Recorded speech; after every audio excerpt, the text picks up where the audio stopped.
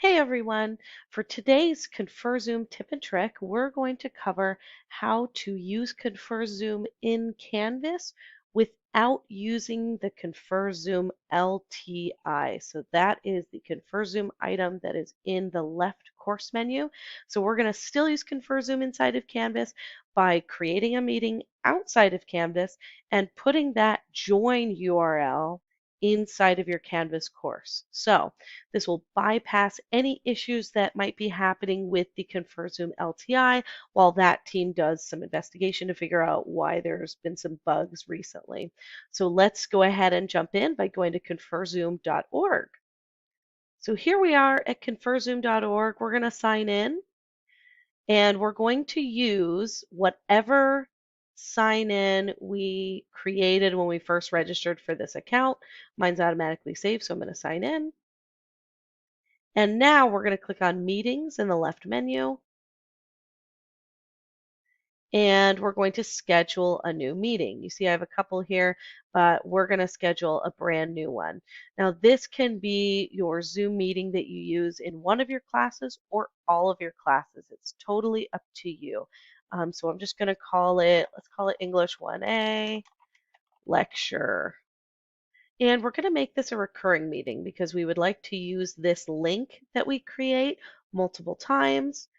So we're going to scroll down and make sure that the recurrence is set to no fixed time. And now we can launch the meeting anytime. So we're not going to use our personal meeting ID. I never use it. We're just going to generate it automatically. I'm going to set the host and the participant video to off. And the reason I do this is because students don't always realize that the video is set to on by default. So they'll click the join link and then they're in, and they may not realize that they're already on camera. So it's always nice to make them click start video. And if you keep it set to off, they can start that video by themselves and then they know that they're going on camera. So either way is fine. Use your best judgment, use your experience with this, and determine if you want this to be on by default or not. I am also going to mute my participants upon entry. You don't have to, but if you find that it's really hard to get everybody to start paying attention, then you might want to mute them upon entry. Again, they can always unmute themselves. I'm going to leave everything else the way it is, and I'm going to click on Save. So now I have my join URL right here. The join URL is what I'm going to post in my Canvas course. So this is what I'm going to use for students to click on and for me to click on when it's time to join this meeting. So I'm going to right click, I'm going to copy the link address. I could also copy this whole thing, right? And now I'm going to put it in my Canvas course. That's all I need to do. So here I am in my Canvas course. You might want to put this as an announcement.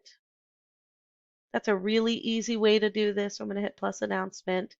I'm going to tell students that lectures for the remainder of the term will be with this information right here.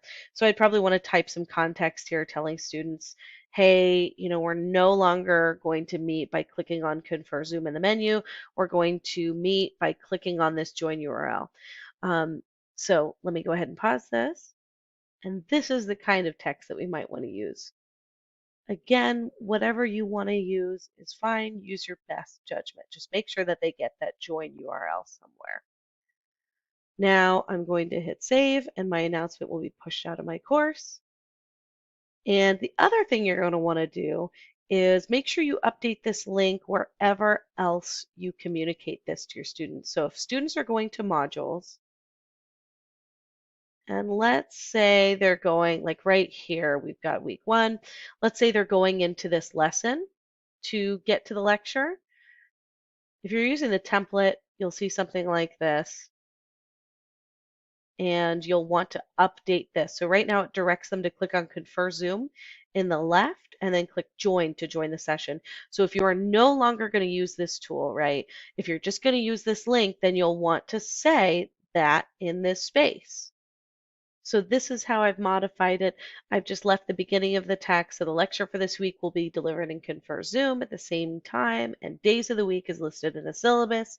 To join the live lecture, click on the join URL below, and that is right here.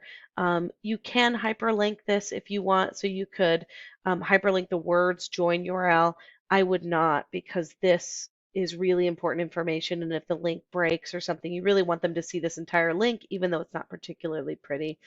Totally up to you though.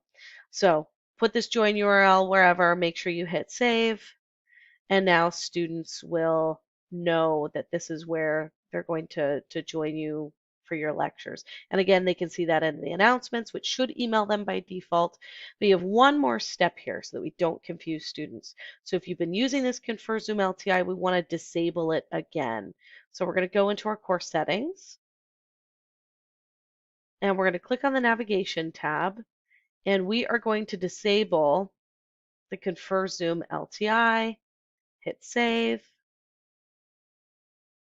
And now this item is hidden in our menu, which is great because we don't want to confuse students, right? We really want to be clear about where they should go. So hopefully this gave you some helpful advice. Zoom works the same way whether you launch it within the ConferZoom LTI or whether you launch it by hitting that join URL. Either way is fine. Just again, use your best judgment with how you communicate this to your students. Make sure you email them, announce it, post it in your modules. Whatever you do to get students that information, make sure that you give them this update. So I hope this is helpful. Let me know if you have any other questions. Thanks for watching.